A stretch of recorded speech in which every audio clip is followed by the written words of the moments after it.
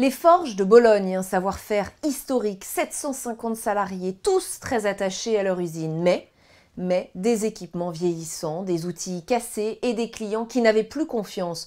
Tout a failli disparaître jusqu'au rachat par un grand groupe.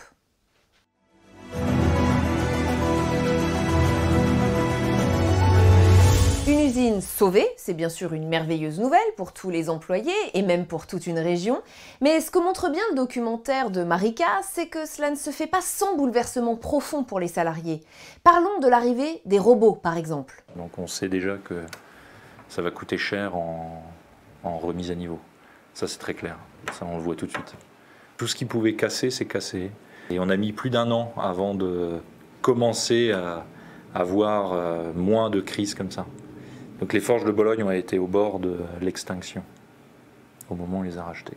Des robots, moins d'humains, et puis des techniques de management moderne, pas forcément adaptées au métier de forgeron.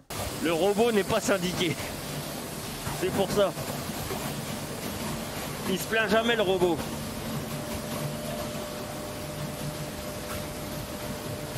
Il est toujours de bonne humeur. Terminé le forgeron avec une enclume, c'est terminé.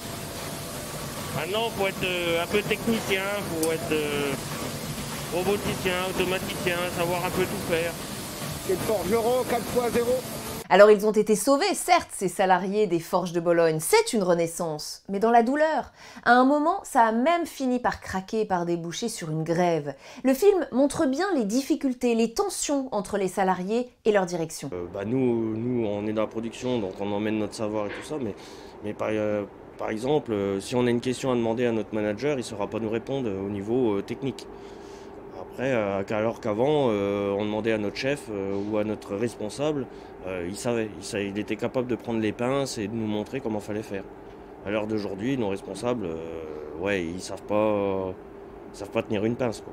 Un beau geste, la renaissance d'une forge, documentaire signé Marika, à voir ce samedi à 21 h sur Public Sénat, puis en replay sur notre chaîne YouTube et sur toutes nos plateformes.